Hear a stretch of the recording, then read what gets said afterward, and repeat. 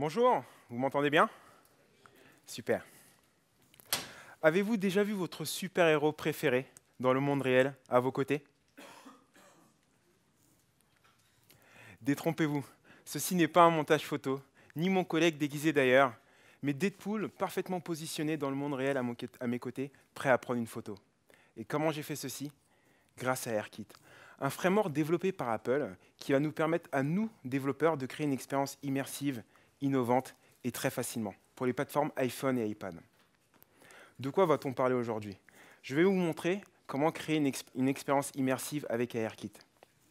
Et pourquoi je suis là devant vous à vous parler de ça?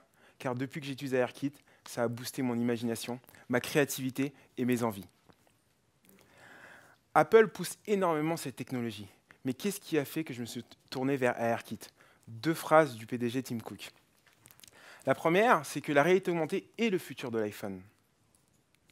Que la réalité augmentée va transformer la façon dont nous allons jouer, nous connecter et apprendre.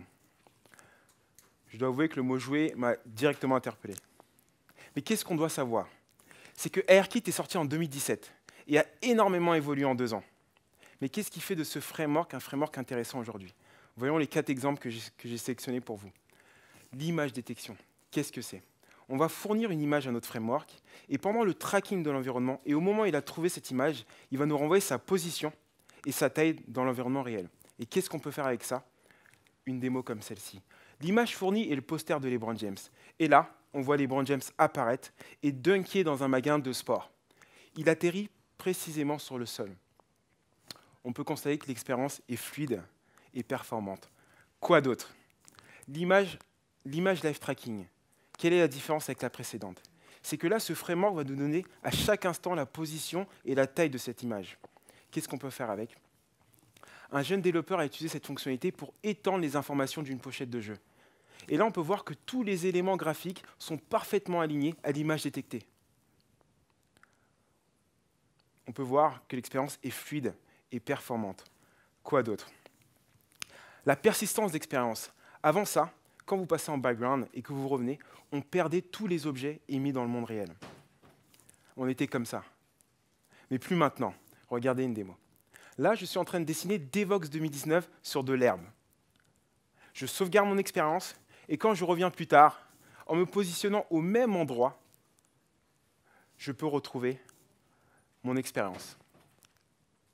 Et là, on voit Devox 2019 qui apparaît. Quoi d'autre? Là, du coup, on est comme ça maintenant, nous les développeurs. Quoi d'autre? Le partage d'expérience. À quoi pouvons-nous penser quand on parle de partage d'expérience? Au multijoueur, au multigaming. Regardons un exemple. Apple a créé cette démo. Là, on voit 2 personnes jouer l'un contre l'autre à un jeu de tir. Et si on remarque bien, on voit une 3e personne qui est en train de regarder, qui fait partie de l'expérience, mais qui ne joue pas. On voit les éléments tomber. Encore une fois, là, on peut voir que l'expérience est assez fluide et performante. C'est bien tout ça. Avec AirKit, aujourd'hui, on peut faire des expériences géniales. Mais comment ça fonctionne? J'ai créé une démo pour vous qui met mon super-héros préféré dans le monde réel et qui va nous expliquer comment AirKit fonctionne. Regardez. La première chose que je fais, c'est que je vais détecter le sol. Une fois détecté, je vais positionner mon super-héros. Là, on peut voir qu'il respire. Il est positionné, il est là dans les locaux de Canal. Et là, je vais animer en le faisant danser. On voit qu'il est parfaitement au sol. Donc si vous avez jamais vu Deadpool danser, là vous avez l'occasion. Mais comment AirKit fonctionne? AirKit fonctionne en 3 points. Quels sont ces 3 points? Le premier point est le tracking. Et pour faire cette démo, on a utilisé un tracking spécifique qui s'appelle le World Tracking. Qu'est-ce que c'est? C'est la capacité à détecter son environnement, à connaître la position des objets réels en fonction de la position de votre device. Mais comment il fait ça? Il utilise une technique qui s'appelle le VIO, l'odométrie visuelle d'inertie. Bon, à l'entendre, ça a l'air compliqué, mais pas du tout. Ça combine 2 points. L'orientation. Il a l'orientation en prenant les informations de votre iPhone grâce au gyroscope et à l'accéléromètre. Et quel est le 2e point? La position. Il a la position en prenant successivement des images avec la caméra. Et il va les analyser à partir de votre point de départ. Mais qu'est-ce qu'il fait avec ces images? À chaque image, ARKit va émettre un nuage de points. Et ces points jaunes vont être placés là où il y a de la texture, là où il y a des objets, et vont représenter une position réelle, dans le monde, une position fixe dans le monde réel. Et comme ARKit prend 30 à 60 images par seconde, il va faire une différenciation de tous ces points à partir de votre point de départ. C'est comme ça qu'il va vous traquer. Regardez un exemple que j'ai fait pour vous. Là, on va traquer mon bureau. J'ai remplacé ces points jaunes par des cônes bleus. Et là, on peut voir que tous ces cônes bleus sont passés de là où il y a de la texture, notamment sur mon clavier de Mac, sur ma figurine, sur mes coupes. Mais si on se concentre sur mon clavier externe, on peut voir qu'il y a énormément de points et que les points sont placés presque à l'horizontale. Où ça nous emmène? À notre deuxième point, la compréhension de la scène. Qu'est-ce que c'est? ARKit va être capable de nous dire s'il a détecté un plan grâce à ces points. Un plan horizontal ou un plan vertical. Mais plus encore, j'ai fait une démo pour vous, regardons ensemble. Là, je suis en train de traquer le sol. Je détecte un plan horizontal, je détecte un plan vertical, et si on remarque, tous les points jaunes sont positionnés là où il y a de la texture, et notamment là où il y a des posters. Et ARKit est capable de faire autre chose, de merger deux plans différents et d'en créer un seul. Quoi d'autre? Le hit testing. Qu'est-ce que c'est? Le hit testing, c'est la capacité à interagir avec le monde réel, avec vos plans détectés et les objets 3D. Pardon. Comment ça fonctionne? Quand vous allez taper sur l'écran, ARKit va prendre le point de votre écran, va créer un rayon à partir de la caméra et va aller intercepter tous les objets, les plans et les objets 3D. Regardons un exemple que j'ai fait pour vous. Là, je vais taper plusieurs fois sur l'écran. Ces cibles rouges, qu'est-ce que c'est? C'est le point d'intersection entre le rayon créé et le plan détecté. Vous pouvez vous imaginer que grâce à ça, je peux placer mon Deadpool. Quel est le dernier point? En fait, je ne vous ai pas dit toute la vérité. ARKit nous donne des informations invisibles pour nous, qu'on va transformer visibles grâce à un moteur graphique. Et dans notre démo, j'ai utilisé SceneKit, un moteur graphique créé par Apple qui va nous permettre de faire trois choses. Créer des objets, les animer et les texturiser. Là, vous avez compris comment ARKit fonctionne. Mais comment l'utiliser? L'AR Session. L'AR Session est l'objet le plus important de ce framework. Pourquoi? Parce qu'il est composé de deux points, de la partie tracking que vous avez vue et de la partie scene understanding. Ça veut dire qu'il a toutes les informations de votre environnement. Comment l'utiliser? Première chose qu'il faut faire, c'est lui donner un contexte. Et dans notre cas, on lui donne comme contexte un World Tracking Configuration. Et pour notre démo, on va lui dire, on va le paramétrer, on va dire qu'on veut trouver que des plans horizontaux. Et notamment pour positionner notre objet, on veut qu'il respecte un alignement de type gravity. Ça veut dire que peu importe le mouvement de votre iPhone, si vous prenez des coordonnées dans l'espace, le -y sera toujours en direction du sol. Quoi d'autre? Le management. Il faut gérer cette session. Il faut lui dire quand commencer. Regardons ensemble. Quand votre application s'ouvre, la première chose que vous allez faire, c'est d'utiliser la méthode run pour pouvoir commencer le tracking. Et qu'est-ce que vous lui donnez en paramètre? Votre contexte. Mais si vous passez en background, et pour éviter de continuer à traquer, il faut mettre pause. Vous utilisez tout simplement la méthode pause. Mais si vous revenez sur l'application, vous relancez ce tracking, vous utilisez la méthode run en lui donnant en configuration la configuration de la session en cours. Mais si maintenant je ne veux plus détecter des plans horizontaux mais des plans verticaux, qu'est-ce que je fais? J'utilise la méthode run en lui donnant une autre configuration. Et ARKit va instantanément changer la configuration sans perdre aucune analyse d'image. Quel est le troisième point? Le update. Qu'est-ce que je veux dire par update? La session a toutes les informations. On va l'observer. Mais qu'est-ce qu'on va observer? J'ai fait un schéma pour vous. Au début, on a un contexte. On va le donner à la session va faire run. Donc, c'est-à-dire qu'il va commencer à prendre des images successives. Chaque image va correspondre à un objet qui s'appelle un AirFrame. Il va avoir tous les petits points jaunes que vous avez vus, mais notamment, il va avoir l'image, une image que vous pouvez utiliser pour aider un utilisateur à retrouver le point de départ, pour retrouver son expérience. À chaque image, ARKit va nous dire s'il a trouvé des plans ou des images, comme l'image de LeBron James. c'est caractérisé par un AR core. Un AR core va être la position de cette image ou de ce plan trouvé. Et pour finir, ARKit va nous donner à chaque image un AR caméra qui va nous dire la qualité de l'image traquée. J'ai sélectionné pour vous les 3 méthodes qu'on va regarder.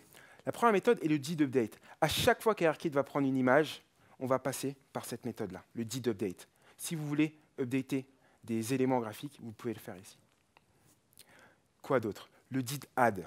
À chaque fois que votre session va trouver un plan ou une image, il va passer dans cette méthode. C'est à ce moment-là que vous pouvez utiliser votre moteur graphique. Unity est compatible. Et pour finir, le camera Detent Tracking State, il va nous permettre de savoir la qualité de l'image. Qu'est-ce que je veux dire par là? L'AR Camera a un paramètre qui s'appelle le Tracking State. Si vous êtes en pause, il ne sera pas disponible. Mais si vous êtes en run, il va vous dire la qualité. Si vous avez des objets, de la texture sur votre image, il va vous dire que tout est OK. Je peux analyser.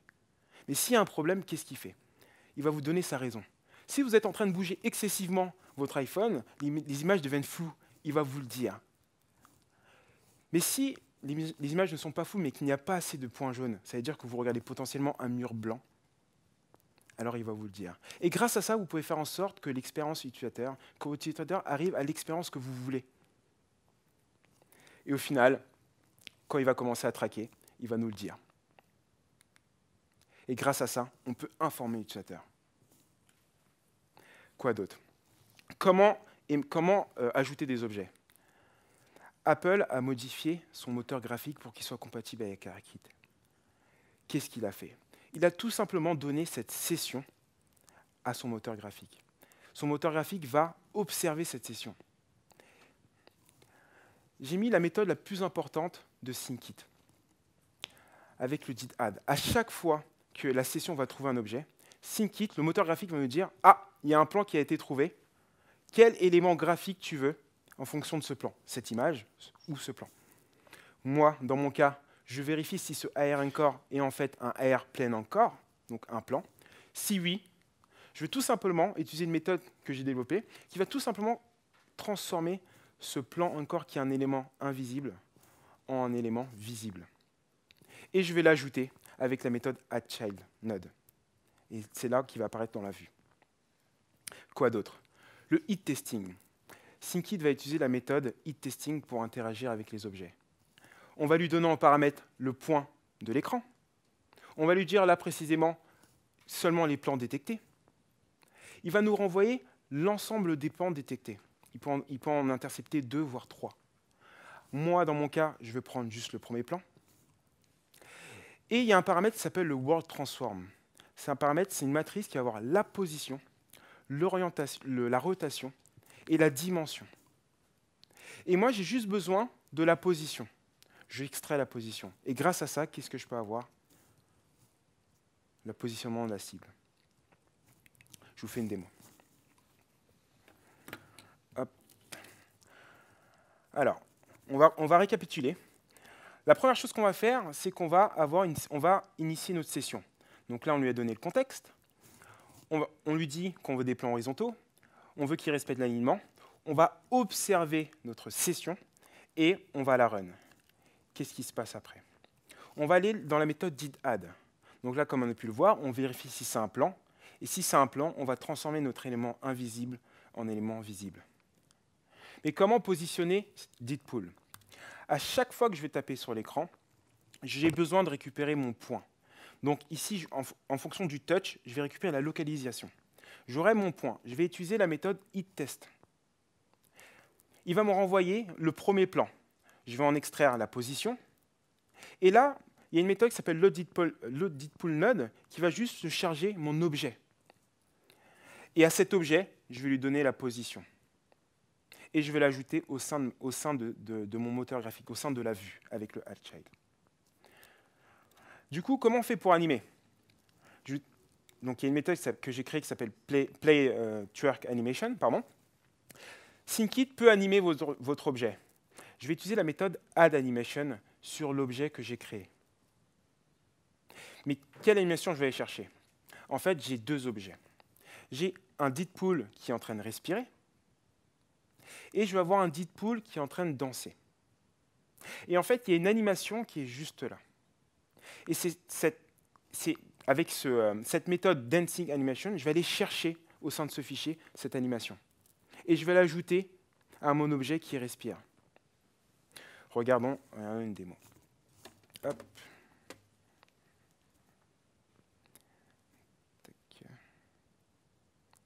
Alors là, je ne sais pas si vous voyez bien, je vais scanner. Donc là, on a trouvé des plans. Vous voyez, ils sont un peu gris avec un alpha. Je vais taper sur l'écran. Hop, il va positionner Deadpool. Là, on peut le voir qu'il respire. On peut le voir qu'il est positionné au sol. Et on va l'animer. Je vais appuyer sur le bouton Twerk. Et là, il va danser. Et là, on voit Deadpool danser sur scène.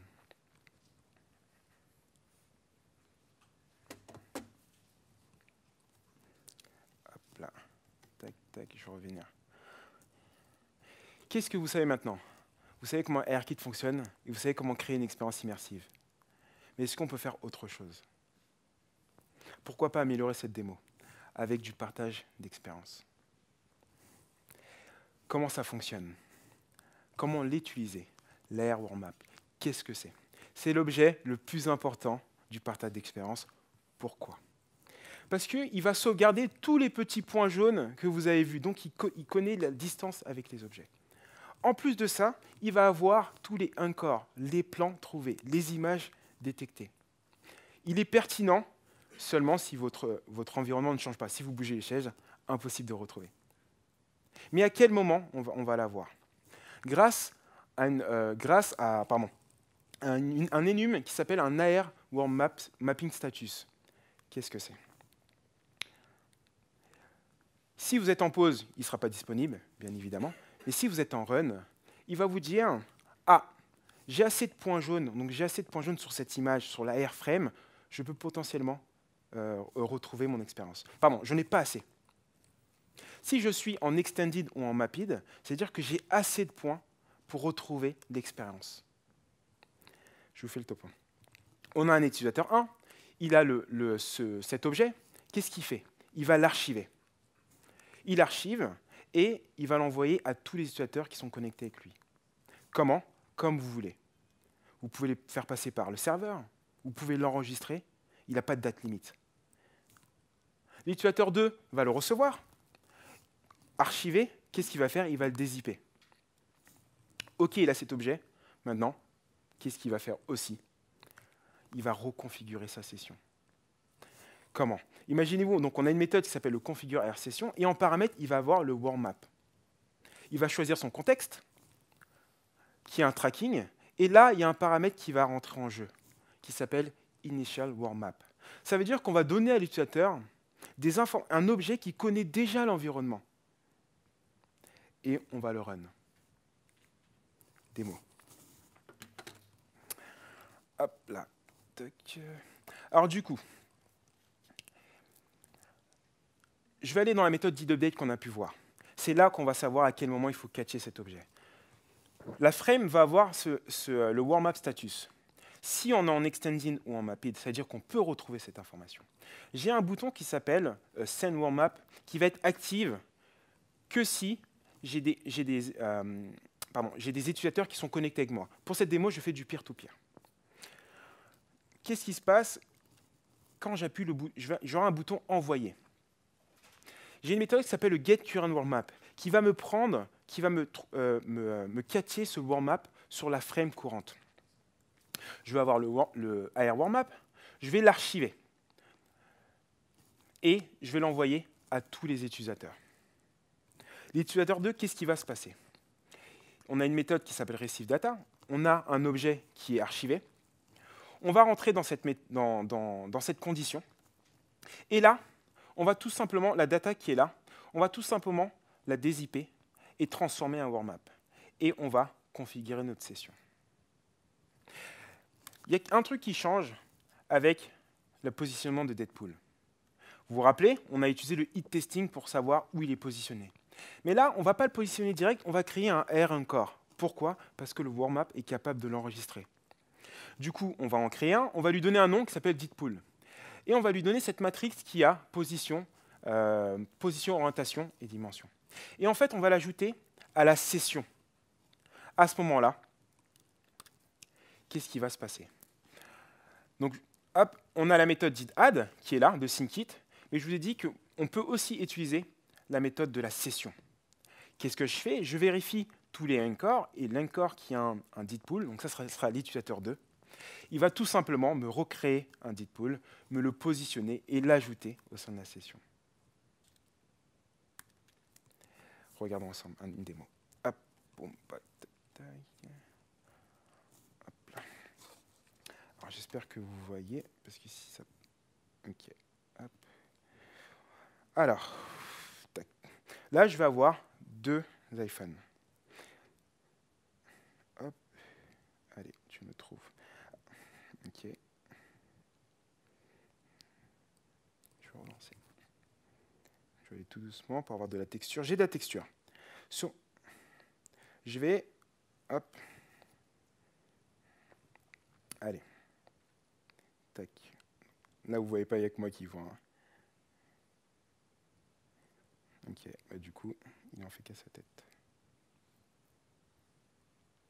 Je vais relancer encore une fois. Ok, super. Ah, j'ai le bouton qui ne s'allume pas. Bon, ça prend un peu plus de temps que prévu. C'est l'effet démo. Je vais relancer peut-être cette application.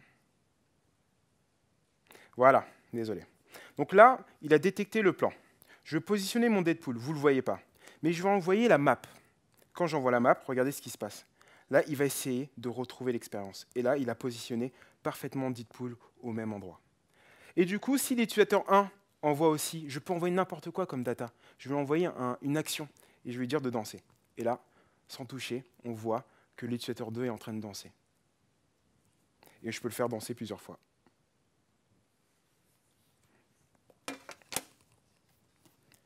Hop. Tac, tac. Je suis rapide. Hop. Alors, qu'est-ce que vous savez maintenant? Vous savez créer une expérience immersive avec ARKit et vous savez la partager. Qu'est-ce qu'on peut faire encore? ARKit a boosté mon imagination et j'ai voulu aller plus loin. Et je me suis dit, si demain, Apple créait des lunettes... Alors, je me suis dit, pardon, et si l'expérience TV n'était plus pareille? Et si Apple demain créait des lunettes en réalité augmentée? Et que je utilisais la fonctionnalité partage expérience? Et à Canal, on a créé une fonctionnalité qui va synchroniser des players sur un même timecode. Qu'est-ce que je pourrais avoir? La première expérience TV partagée. Je vous montre une démo. À droite, on va avoir l'utilisateur qui va envoyer sa map à gauche. Et du coup, les informations que je vais transiter sont les informations du timecode pour synchroniser les deux. C'est parti. Donc là, regardez, hop, à gauche, il va essayer de retrouver la map. Et là, vous allez voir que la cible est parfaitement. Et là, hop, je vais envoyer les players. Et là, on a 2 players synchronisés. On peut imaginer un utilisateur, 2, 3, 4, 5, 6, 7, 8, à regarder le même écran, mais un écran virtuel. Donc voilà. Là, avec ARKit, vous pouvez booster votre imagination. Et je vous invite à l'essayer et à voir quelle application vous pouvez faire. Et peut-être que demain, quelqu'un fera apparaître un personnage de Game of Thrones. Merci.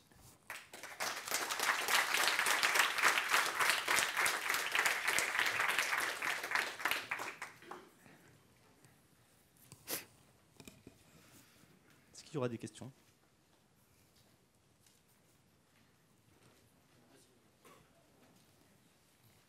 Juste pour savoir. Oui. Tu parlais d'ARKit sur Apple et tout ça. Est-ce qu'il y a une version équivalente sur Android? Oui. Je me rappelle d'une petite application qui utilisait aussi AR quelque chose. Alors, sur Android, on va avoir ARCore, qui va être un équivalent d'ARKit. Donc c'est du native. Donc pour les développeurs Android, ils vont aller sur cette version. Alors, de mon côté, c'était plus par rapport à ce qui a été montré. Est-ce qu'aujourd'hui, il y a moyen, par rapport au plan qu'on arrive à trouver sur une scène, de faire du ray tracing pour faire bouger notre modèle et que ce modèle esquive en fait les plans qu'il arrive à voir sur la scène? J'ai pas compris. Dans l'idée où on voudrait faire animer notre modèle, donc par exemple le faire marcher. Oui. Vu qu'on arrive à détecter les plans verticaux et horizontaux qui sont sur la scène, est-ce qu'on pourrait le faire éventuellement marcher et détourner un objet en fait? Ah oui, alors là il faudrait vraiment du code. Il faudrait justement grâce à ces points, grâce à ces points jaunes, vous allez détecter les objets. Et à ce moment-là, vous allez mettre, si vous sentez qu'il y a énormément de points localisés au même endroit, là il faut faire une action à votre modèle. Ça peut être de tourner à gauche, de tourner à droite.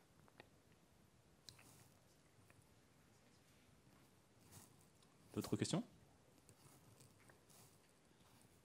On va applaudir. Merci à vous. Merci.